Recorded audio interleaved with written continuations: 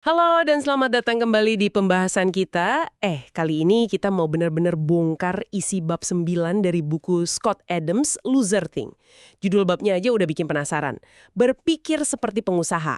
Nah, sumber kita jelas ya bab ini. Misi kita bareng-bareng, kita mau gali dua pola pikir utama dari cara pengusaha berpikir yang ternyata nih sangat bisa Anda pinjam. Iya, pinjam dan terapkan di kehidupan sehari-hari. Tujuannya sih bukan buat Anda jadi pengusaha mendadak ya, tapi lebih ke membekali Anda dengan alat mental praktis gitu, biar bisa bantu keluar dari rasa buntu dan ya pelan-pelan memperluas kapasitas diri. Kita bakal fokus ke dua hal. Pertama, gimana cara ngatasin rasa males atau terkunci yang sering kita rasain. Di buku ini disebutnya couch lock. Terus yang kedua, kita bahas ide yang cukup menantang, kenapa kadang justru penting buat berani keluar jalur keahlian kita atau living your lane. Oke, mari kita bedah barang-barang inti dari cara berpikir ini. Iya, tepat sekali. Dan perlu digarisbawahi juga dari awal ya, meskipun judulnya berpikir seperti pengusaha, ini tuh bukan pola pikir khusus buat pendiri startup atau CEO aja. Ini lebih kayak, strategi mental gitu. Sangat relevan buat siapa aja yang pengen lebih proaktif, lebih adaptif, lebih bisa ambil tindakan nyata. Konsep loser thing di buku ini kan intinya bukan soal label pintar atau bodoh, tapi lebih ke ngenalin dan ngindarin jebakan pemikiran yang malah menghambat kita. Nah sebaliknya, kita adopsi cara pikir yang lebih produktif. Dua pola pikir yang mau kita dalami ini contoh konkretnya lah. Oke. Mari kita langsung nyemplung ke konsep pertama yang dibahas di bab 9, mengatasi kunci sofa atau istilah kerennya escaping couch lock. Ini kondisi yang saya yakin banyak deh di antara Anda yang pernah ngalamin.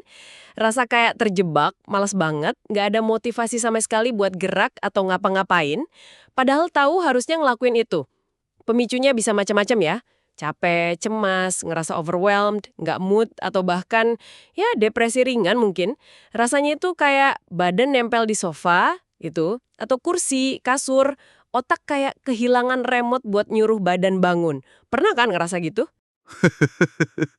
Iya banget, gambaran yang pas itu. Dan buku ini ngasih diagnosis yang menarik soal akar masalahnya.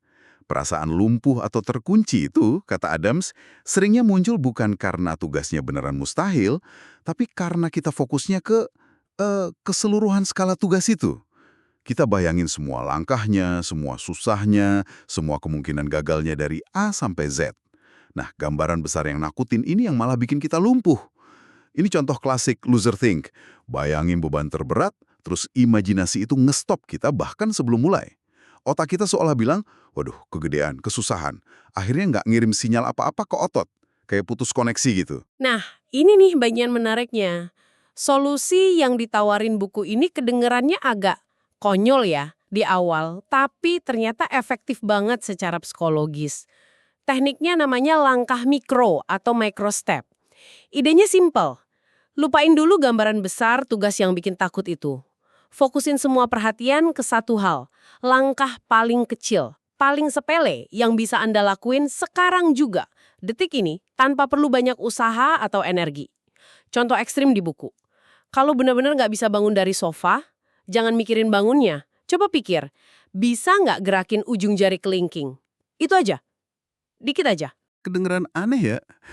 Apa coba hubungannya gerakin kelingking sama nyelesain tugas gede? Tapi mekanisme di baliknya kuat banget loh secara psikologis. Pas Anda berhasil ngerakin kelingking sesuatu yang, ya ampun, gampang banget kan? Anda sebenarnya lagi ngelakuin retasan kecil ke otak. Anda langsung dapat lagi sensasi agensi, rasa kendali atas tubuh. Anda buktiin ke diri sendiri, ternyata aku bisa ngelakuin sesuatu. Momentum mikro ini, sekecil apapun itu, ternyata kayak kunci kontak. Mutus siklus aku nggak bisa dan bikin lebih gampang ambil langkah mikro berikutnya. Jadi bukan soal kekuatan fisik gerakin jari ya, tapi lebih ke mutus siklus mental aku nggak bisa gerak itu. Kayak buktiin ke otak kalau perintahnya masih jalan, dimulai dari yang paling gampang. Persis, itu intinya. Mutus pola pelumpuhan mental pakai bukti fisik, sekecil apapun. Habis kelingking gerak, mungkin mikir, oke, jari manis bisa. Terus mungkin semua jari, pergelangan tangan, lengan, gitu terus. Buku ini malah bilang, seringnya dalam waktu kurang dari 10 detik setelah mulai gerakan mikro pertama, tahu-tahu udah bangun aja dari sofa. Momentum kecil ngebangun momentum yang lebih gede. Ini soal ngembaliin kendali, langkah demi langkah, dari yang paling nggak bikin takut. Wah, masuk akal banget sih ini. Dan konsep ini nggak cuma buat bangun dari sofa ya, pastinya. Buku ini juga ngasih contoh lain, misalnya phone lock itu loh. Pas tahu harus nelpon orang penting, tapi nunda-nunda terus karena cemas atau males. Solusi mikronya, jangan langsung mikirin nelponnya yang mungkin awkward itu. Apa langkah terkecil yang bisa dilakuin sekarang? Mungkin cuma buka aplikasi kontak di HP. Atau mungkin nulis nama orang itu di kertas atau notes. Apa aja yang paling mungkin dilakuin saat ini? Tujuannya sama, mecah kebekuan, mulai gerak, sekecil apapun itu. Dan yang bikin ini makin menarik, ternyata teknik langkah mikro ini ada miripnya sama cara pikir pengusaha sukses. Dan juga kayak yang disinggung di buku, ahli hipnosis. Pengusaha kan sering kerja dalam kondisi nggak pasti ya, nggak selalu punya peta jalan yang jelas dari A ke Z. Jadi apa yang mereka lakuin? Ya ambil langkah terkecil yang paling mungkin ke arah tujuan, meskipun kelihatannya sepele. Dari posisi baru setelah langkah kecil itu, baru deh mereka cari langkah kecil berikutnya. Kayak bangun jalan sambil jalan gitu. Satu langkah mikro per waktu. Mirip sama analogi ahli hipnosis tadi. Gimana tuh? Betul. Ahli hipnosis yang jago kan jarang banget langsung ngasih sugesti gede kayak tidur pulas sekarang. Biasanya mulai dari sugesti-sugesti kecil yang gampang diterima. Misalnya, perhatiin kelopak mata Anda, rasain beratnya.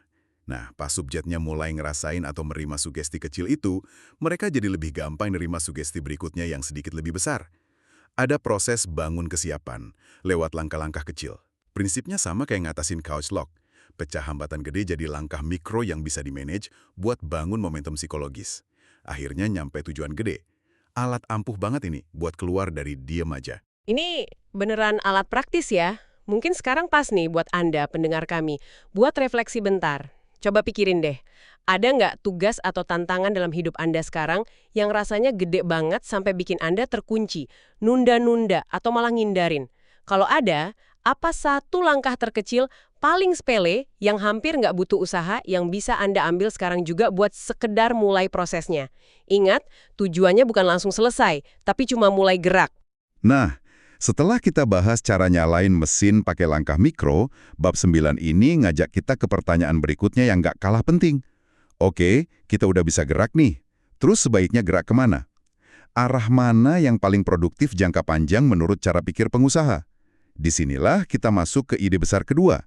Pentingnya sesekali berani keluar dari jalur Anda atau leaving your lane. Ini menarik soalnya kita kan sering banget dengar nasihat sebaliknya ya. Tetap di jalurmu, fokus ke keahlian utama. Jangan jadi jack of all trades, master of none. Nasihat ini kedengarannya logis banget kan? Bijak gitu. Fokus biar jadi ahli. Tapi buku ini, lewat kacamata pengusaha, malah nantang ini. Apa iya nasihat tetap di jalurmu itu benar buat semua orang, di semua fase hidup atau karir? Argumen di buku ini emang cukup provokatif ya terhadap nasihat umum itu. Kata Adams, mungkin nasihat tetap di jalurmu cocok buat spesialis kelas dunia yang udah di puncak banget. Michael Jordan mungkin nggak perlu belajar coding gitu kan. Tapi buat kebanyakan dari kita, orang biasa yang bukan super spesialis di satu bidang, buku ini bilang justru sering keluar jalur, sengaja nyoba belajar hal baru di luar keahlian inti, itu bisa jadi jauh lebih bermanfaat strategis jangka panjang. Ini ada kaitannya sama konsep yang dia sebut talent stack atau tumpukan bakat. Tumpukan bakat atau talent stack? Maksudnya gimana tuh? Apa kita harus jadi bisa semuanya gitu? Bukan bisa semuanya, tapi lebih ke ngumpulin macam-macam skill sepanjang hidup. Nggak harus jadi ahli banget ya, top 1% di tiap skill itu. Cukup jadi cukup baik, mungkin di level 25% teratas, tapi di banyak bidang beda. Ide utamanya, kombinasi unik dari berbagai skill cukup baik ini yang jadi tumpukan bakat Anda. Dan tumpukan unik ini yang seringnya bikin Anda secara keseluruhan lebih berharga, lebih adaptif, dan secara signifikan buka lebih banyak peluang tak terduga dibanding kalau cuma punya satu keahlian dalam aja.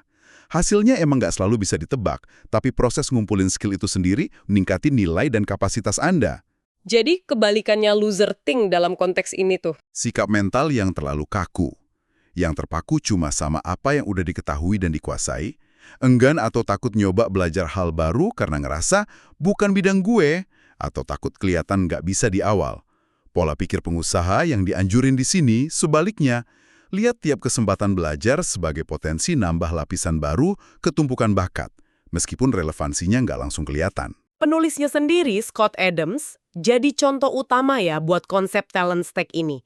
Dia kan kartulis Dilbert yang sukses banget. Itu jelas skill utamanya. Tapi apa? Dia tetap di jalurnya? Wah, sama sekali enggak. Sepanjang hidupnya, dia aktif nyoba dan belajar. Atau setidaknya jadi cukup bisa di banyak banget bidang beda. Buku ini nyebutin daftarnya. Panjang loh. Ekonomi, bisnis, manajemen, jualan, psikologi persuasi, hipnosis, sedikit programming, pinjaman komersial, manajemen proyek, public speaking, desain grafis, seni pastinya, nulis buku, blog, produksi TV, negosiasi, budgeting, kewirausahaan, pemasaran, penerbitan, media sosial, video editing dasar, Photoshop, teknik, bahkan sempat main drum dan jadi komentator politik. Wow, banyak banget ya. Betul, daftarnya emang, macam-macam banget. Dan perhatiin deh, banyak bidang itu kayaknya nggak nyambung ya, sekilas. Ada seni, bisnis, persuasi, teknis, kayak programming. Poin penting yang ditekankan buku ini bukan dia jadi master di semua bidang itu. Ya enggak lah, tapi kombinasi unik dari pemahaman cukup baik di banyak area ini yang menurut dia ngasih keunggulan. Misalnya pemahaman bisnis dan manajemen bikin Dilbert relevan sama dunia korporat. Skill nulis dan persuasi bantu dia masarin karyanya.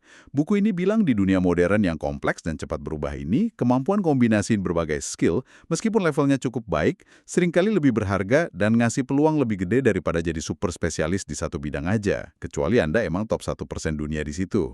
Dan sering jadi sanggahan utama buat ide talent stack ini. Buku ini nggak nyaranin buat ninggalin atau ngabahin keahlian utama Anda loh ya. Apalagi kalau itu sumber penghasilan atau passion Anda. Tentu aja kedalaman di bidang inti itu penting. Tapi argumennya lebih ke nambah lapisan di atas atau di sekitar keahlian inti itu. Jadi bukan pilihan spesialis atau generalis, tapi lebih ke spesialis plus. Anda tetap kembangin keahlian utama, tapi barengan itu Anda juga strategis bangun skill pelengkap atau bahkan yang kelihatannya nggak nyambung. Risikonya ada pasti, tapi buku ini bilang, risiko nggak keluar jalur dan cuma ngandelin satu skill aja, di dunia yang berubah terus ini bisa jadi jauh lebih gede jangka panjang. Fleksibilitas dan adaptabilitas dari punya tumpukan bakat itu dianggap aset berharga banget. Oke, jadi bukan ninggalin spesialisasi tapi memperkaya dan memperkuatnya dengan lapisan lain. Apa aja sih manfaat spesifik yang disebutin buku dari berani keluar jalur dan bangun tumpukan bakat ini? Buku ini nyorot beberapa manfaat kunci. Pertama, yang paling jelas ya, ningkatin nilai diri Anda secara keseluruhan. Kombinasi skill Anda jadi lebih unik, susah ditiru, seringkali lebih dicari. Kedua, proses belajar hal baru itu sendiri, apalagi pas ngatasin susahnya di awal, itu secara signifikan ningkatin percaya diri. Tiap berhasil belajar sesuatu yang tadinya dianggap di luar jangkauan, itu ngirim sinyal kuat ke otak kalau Anda mampu belajar dan berkembang. Ketiga, ini jadi semacam pengingat terus-menerus kalau Anda bisa adaptasi dan ngatasin situasi sulit. Ini ngebangun ketahanan mental. Anda jadi tahu kalau satu pintu ketutup, ada skill lain yang mungkin bisa buka pintu beda. Dan keempat, ini yang paling menarik. Seringkali buka pintu ke peluang-peluang tak terduga yang nggak akan pernah Anda temuin kalau diam aja di jalur sempit Anda. Ketemu orang baru, ide baru, proyek baru sering muncul di persimpangan antar bidang. Pas dihadapin tantangan atau kesempatan baru di luar keahliannya, sikapnya bukan, saya nggak bisa, bukan bidang saya, tapi saya nggak tahu caranya, tapi saya bisa cari tahu. Nah, pergeseran dari fokus ke keterbatasan sekarang jadi fokus ke potensi buat belajar dan nemuin cara. Ini inti dari pola pikir berkembang yang erat banget sama kewirausahaan. Saya nggak tahu caranya, tapi saya bisa cari tahu. Ini benar-benar pola pikir yang memberdayakan ya. Nggak kejebak label ahli atau bukan ahli, tapi lebih ke kemauan belajar dan nyoba. Tepat sekali. Dan ini nyambung ke refleksi kedua buat Anda, pendengar kami. Coba deh luangkan waktu bentar buat mikir, skill apa sih yang ada di luar jalur utama Anda sekarang? Di luar kerjaan atau keahlian inti yang sebenarnya diam-diam bikin Anda tertarik. Mungkin sesuatu yang selalu pengen dipelajari, tapi ditunda terus karena ngerasa nggak ada waktu, nggak bakat, atau nggak relevan. Risiko wajar apa? Mungkin invest waktu dikit tiap minggu, uang dikit buat kursus online, atau bahkan cuma rasa malu dikit karena jadi pemula lagi. Yang bisa Anda ambil dalam waktu dekat buat mulai jajaki skill baru itu. Ingat prinsip langkah mikro tadi. Mulai dari yang terkecil aja dulu. Baiklah, mari kita coba rangkum ya dua gagasan besar yang udah kita kupas dari bab 9 buku Loser Think, Berpikir Seperti Pengusaha. Kita udah bahas dua alat berpikir yang konkret banget dan bisa langsung Anda coba. Yang pertama tadi teknik langkah mikro atau micro step. Ini strategi jitu buat mecah tugas gede yang bikin lumpuh jadi langkah-langkah terkecil. Paling sepele yang bisa dilakuin sekarang juga. Tujuannya buat bongkar kunci sofa atau kebuntuan motivasi dengan ngembaliin rasa kendali dan bangun momentum. Dan alat berpikir kedua adalah keberanian buat secara sadar dan berkala keluar dari jalur keahlian utama Anda. Bukan ninggalin spesialisasi ya, tapi aktif bangun yang namanya tumpukan bakat atau talent stack. Ini soal ngumpulin beragam skill, cukup baik di banyak area yang kombinasinya bikin Anda lebih adaptif, lebih berharga unik, dan yang penting, buka diri Anda ke serendipity, ke peluang baru tak terduga yang sering muncul di persimpangan antar bidang. Kedua pendekatan ini, memecah masalah jadi langkah kecil dan berani perluas skill melampaui zona nyaman, adalah contoh nyata dari berpikir produktif yang dianjurin buku ini. Ini kebalikannya loser think, yang cenderung bikin kita kejebak takut gagal, ragu, atau kekungkung zona nyaman yang sempit. Dan penting banget buat nekenin lagi nih, meskipun inspirasinya dari cara pikir pengusaha, kedua pola pikir ini, mulai dari kecil, buat bangun momentum, dan proaktif perluas kapasitas diri dengan terus belajar hal baru, itu relevansinya universal banget. Ini strategi mental praktis yang bisa diterapin siapa aja, di konteks apa aja, buat jadi agen perubahan yang lebih efektif di hidupnya sendiri. Intinya sih, ambil kendali dan terus bertumbuh. Nah, sebagai penutup pembahasan kita kali ini, kami mau ninggalin Anda dengan satu pertanyaan nih, buat direnungkan lebih lanjut. Coba bayangin sejenak deh. Kalau Anda bener-bener mulai nerapin kedua pola pikir ini secara konsisten di kehidupan sehari-hari Anda. Artinya, tiap kali nemu kebuntuan, Anda sadar cari langkah mikro buat mulai.